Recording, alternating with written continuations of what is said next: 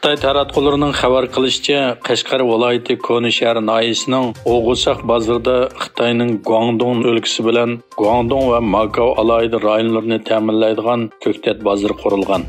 Xitoy xabarlar to'rining xabariga qaraganda, Qashqar Konishar noyisining O'g'usoq bozorida Guangdong, Hong Kong, Makao cho'ng qo'ltig'ini ta'minlaydigan tunji ko'ktat bozori qurilgan bo'lib, hozir bu yerdagi 1400 dan ortiq parnikda o'stirilgan ko'kmush, sho'xlar, kallak yesvilak qatorliq turli ko'ktatlar 48 soat ichida oldi bilan Guangdong o'lkasiga, ondan Hong Kong va Makaoga to'shilib bo'ladi ekan. Uyg'ur tadqiqot markazining tonishtirishi bilan 12 aprel kuni Indoneziyaning Medan shahridagi Muslim Nusantara Al-Washliyah universitetida Xitoyning Uyg'urlarga qaratgan irqiy qirg'inchiligi to'g'risida doklad berish yig'ini o'tkazilgan. Yig'indagi nuqtaliq so'zligichilar mazkur universitetning mudiri professor Hardi Molyoni so'rbaxti. Al-Washliyah jamoatining raisi doktor Maysig'urul Kihamis apandi va Malayziya Abim Islom yoshlar tashkilotining muavin raisi Xariyul Anvar apandi bo'lib, mazkur universitetning mudir qilgan so'zida Uyg'urlarga qaratgan zulmni yengiltishning o'zlarining vazifasi ekanligini ta'kidlagan. Dunyo siyosat tashkilotining bosh direktori Xitoyning zo'r uchurlarni o'rtoqlashishga chaqirdi va Xitoyda COVID-19 ning kelish manbasini tushunishning oshqocha borlig'ini o'tirg'a qo'ydi. Dunyo siyosat tashkilotining bosh direktori Terodis Adhanom Ghebreyesus Xitoyning koronavirusining kelib chiqish to'g'risidagi uchurlarni o'rtoqlashishga chaqirdi. Terodis bo'lmasa barliq farazlarning ustalda qoladiganligini ta'kidlab, Xitoy ega bo'lgan barliq uchurlarga to'liq ishonmay turib, undaq yoki mundaq deyolmaymiz dedi. Telegraf uskunlaridan keyin Amerika hozir Xitoydan kelgan kirallarni cheklashga tayyorlik qilmoqda. Aloqador tarmoqlar zamoniy senzorli kirallarning jasuslikqa ishlatilishidan ansiraydi.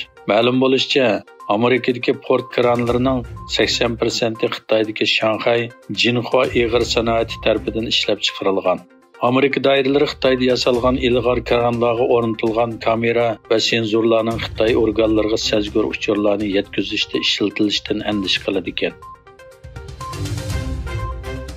Oshkorlangan Amerika axborot hujjatida ko'rsatilishicha, Tayvan Xitoyning havo hujumiga taqobil turishda yetarlik iqtidorga ega emas bo'lib, Beijingning yangi taktikasi sababidan Washingtonning uni nazorat qilishi tas ekan.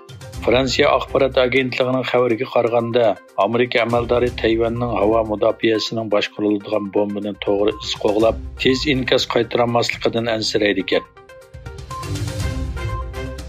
Yevropa Avasiya shirkati Airbus Xitoyning Sharqiy dengiz qirg'og'idagi Jiangsuda tadqiqot o'rni qurib, hidrogen va boshqa yiqilg'ularni tadqiq qiladi ekan. Shirkat e'lon qilgan bayonotida Yangzi daryosi deltasining Suju shahrida qurilgan bu aslahaning ilg'or hidrogen ul aslahalari va Avasiya sanoati ta'minlash zanjiridan foydalanib, bu sohadagi tadqiqotga ahamiyat beradiganligi o'tirg'a qo'yilgan. Bu markaz yasimichilik, hidrogen ul aslahalari, kabinka tajribasi va yangi texnikalarda yangilik yaratish sohasida tadqiqot olib boradi ekan. Rossiya prezidenti Vladimir Putin bilan Xitoy davlat mudofaa ministri Li Xiaofo ikki davlatning harbiy sohadagi hamkorligini muzokara qildi. Kreml sarayining yozma bayonotida Putinning poytaxti Moskvada Lini qabul qilganligi o'tirg'a qo'yilgan. Putin Rossiya bilan Xitoyning harbiy sohadagi bu hamkorlikdan rozi ekanligini bildirgan.